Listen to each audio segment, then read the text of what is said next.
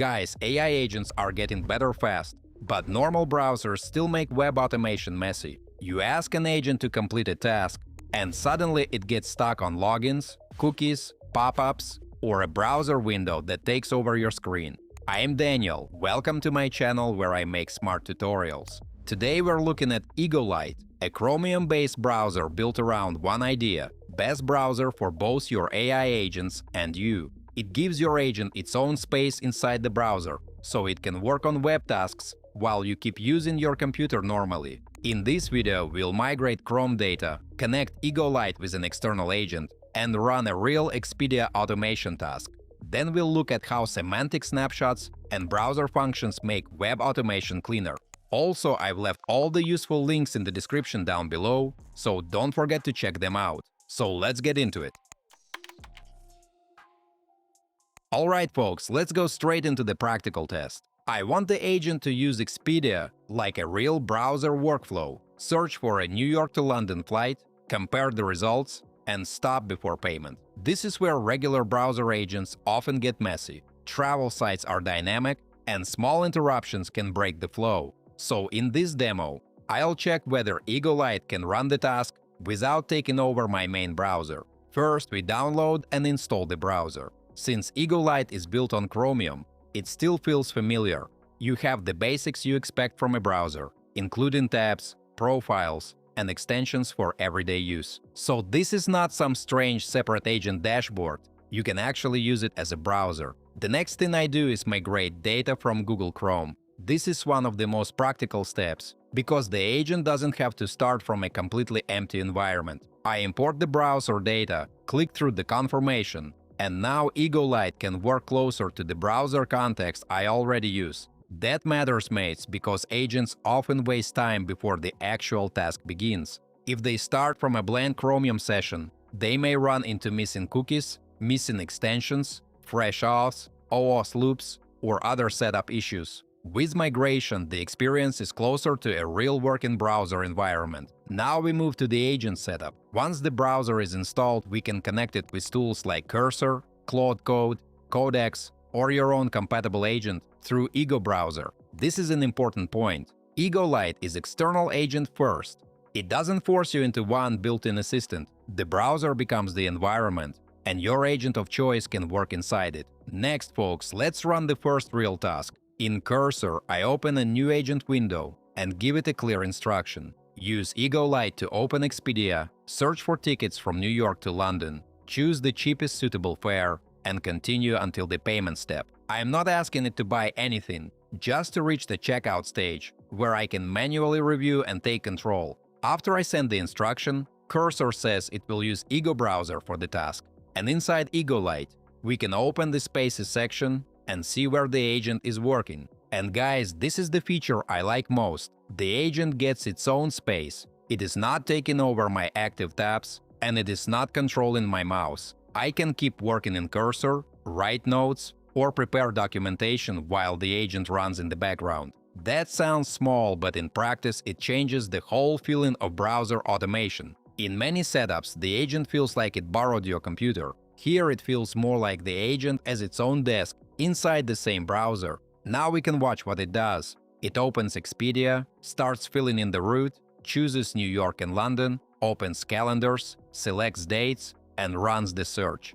The whole process is happening inside its own isolated working area, so I can observe without being blocked. And folks, this is exactly what the slogan means. Best browser for both your AI agents and you. You keep a normal browser experience, and the agent gets a stable workspace designed for web tasks. Now let's look under the hood, because this is where Lite gets really interesting. The real browser capabilities are exposed to agents as JavaScript functions, like snapshot, click, page-level JavaScript injection, and lower-level CDP access when the task needs it.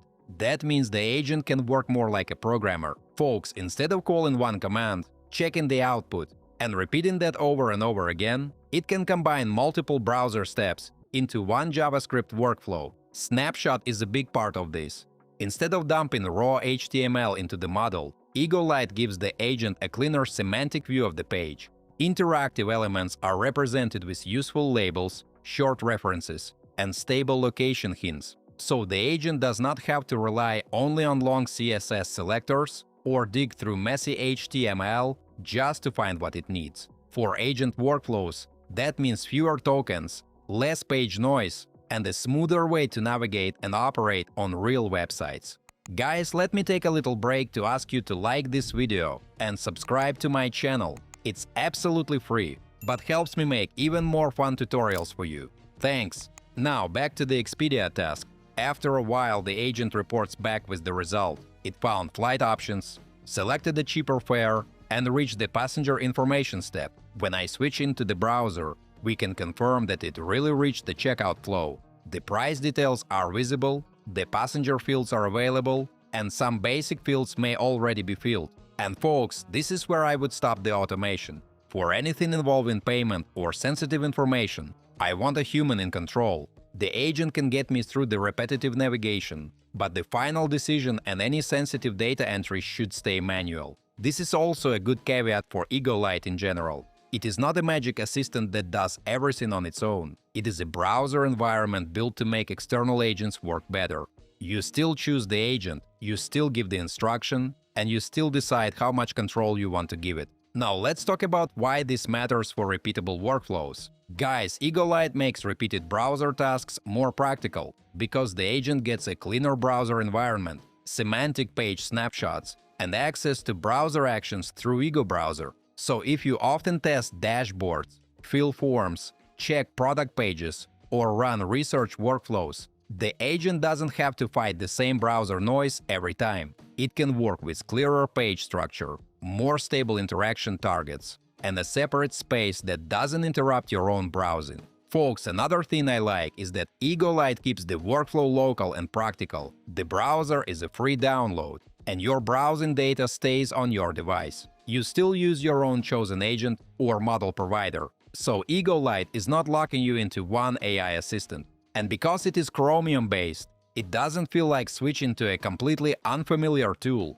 You can browse normally, manage tabs, use extensions, and keep the daily browser experience close to what you already know. So friends, who is Ego Lite for? Mostly developers, AI builders, indie hackers, and technical teams already using tools like Cursor, Claude Code, Codex, Playwright, Puppeteer, browser use, or custom agents. If your agent gets stuck on cookies, login state, selector noise, or separate browser sessions before the real task even starts, Ego Lite targets that exact problem. So guys, Ego Lite is built for people already using AI agents in real browser workflows. The main idea is simple. The agent works in its own space, your mouse stays free, and pages are easier for the model to read and operate on. With Chrome migration, Ego Browser, semantic snapshots, JavaScript browser functions, and separate spaces, web automation becomes less fragile and much easier to manage. If you automate websites, dashboards, or internal tools, Ego Lite is definitely worth testing. If you're excited to try it out, or if you've already used it and have some thoughts to share, drop a comment below. I'd love to hear your experiences. Don't forget to hit that like button if you found this video helpful and subscribe for more tutorials. Thanks for watching, until next time.